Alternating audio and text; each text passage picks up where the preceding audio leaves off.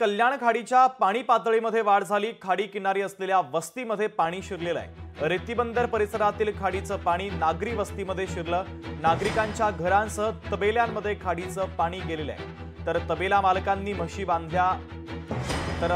मालकांनी म्हशी गोविंदवाडी बायपास पुलावर बांधलेल्या आहेत। आणि या सर्व स्थितीचा आढावा घेतलाय आमचे प्रतिनिधी अशोक कांबळे यांनी। पाहूयात। काही दिवसापासून कोसळत असलेल्या पावसाचा फटका हा शहरी भागाला आणि ग्रामीण भागाला देखील तेवढाच बसलेला आहे।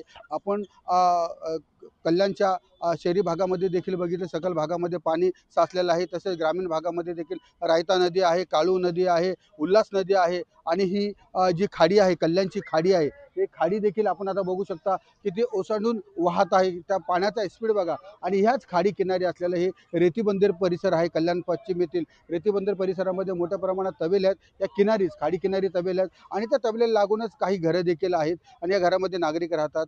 2005ला देखील असाच पूर आला होता आणि ह्या पुरामध्ये मोठ्या प्रमाणात गुरांचं नुकसान झालं होतं। तेव्हापासून महानगरपालिकेने शासनाने यांना सतर्कतेचा पाऊस आला की त्यांना सतर्कतेचा इशारा देतात, नोटिसा काढतात की आपण आपले जे गुरं आहेत, जनावरं आहेत ते तबेल्यातून बाहेर काढून योग्य त्या ठिकाणी त्यांना हलवावं। परंतु काही लोक त्याचं पालन करतात, काही लोक त्याचं पालन करत नाही आहे। आज देखील त्याच प्रमाणामध्ये पूर आलेला आहे आणि या पुरामध्ये आपण बघू शकता की जे तबेले आहेत त्या तबेल्यामध्ये पूर्णपणे पाणी भरलेलं आहे। आणि आता जे नागरिक आहेत, ज्यांचे तबेले आहेत त्या नागरिकांनी त्या म्हशी ज्या आहेत त्या बाहेर काढायला सुरुवात केलेली आहे।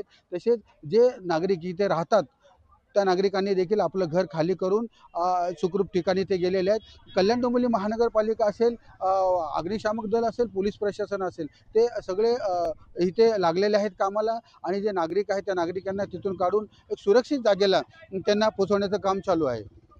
अशोक कांबळे, लोकशाही, कल्याण।